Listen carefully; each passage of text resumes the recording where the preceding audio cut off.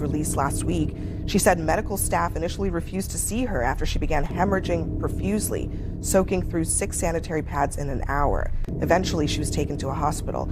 And last summer, a 32-year-old man died at the Florence Center after being detained at a facility for roughly 3 weeks. Now, that facility is being run by a company called CoreCivic, and they have a statement saying, "Nothing matters more to CoreCivic than the health and safety of the people in our care." He says the facilities routinely pass government inspections, and the reports of substandard care are simply not reflective of the hard work their people do. DHS simply says in a statement, it is a choice to be detained, and people can simply self-deport. But I just ask, are we still good with holding children, some as young as 2 months old, for indefinite amounts of time in any kind of facility that is basically a jail? Look, I don't like hearing those stories. I want everyone to be safe and get health care and what they need. I think it is a reminder, though, that we frankly don't have the resources to provide health care for the millions of illegal people who came in here. And on the other point of people sort of complaining about you mean in the detention jails or just centers, in general? Just in general.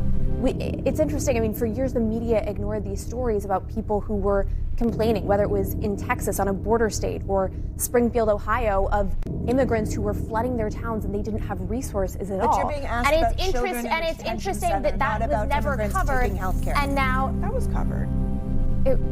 It was covered. It was ridiculed. People who it was definitely covered. People who were trying to erect the border wall should we be keeping children in Texas. detention facilities without the proper health care? That's the question. I would like.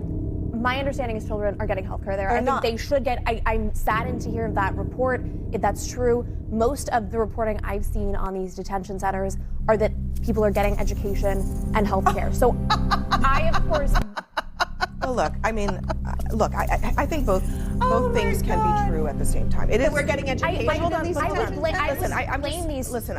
though, for putting their children in this position. Hold on. Look, there are at least some cases. There's one case where a family had, during the Biden administration, had come through the CBP One app. They had been inspected. They had gone through the application. They were told they could come into the country, and now they are being detained with their young child in a detention facility.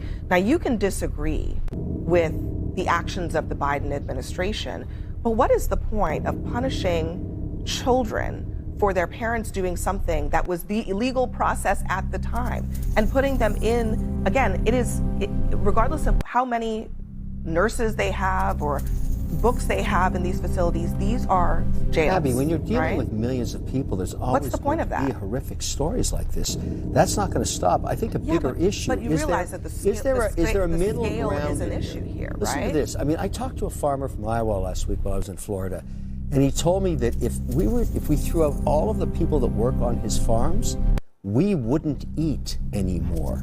And so what he's asking for is, say, wait a second, if this person came into the country, is supporting a family, never broke a law, is there some kind of middle ground to help him get his papers as a citizen, perhaps, while he works and feeds America? That was his question. I said, it's a good question, but Trump promised mass deportation. Remember, if you broke a law, if you actually are found in, I don't know, ICE or some other law enforcement entity, and you clearly came here illegally and you broke a law, I'm sorry, you're gone. You may have to stop and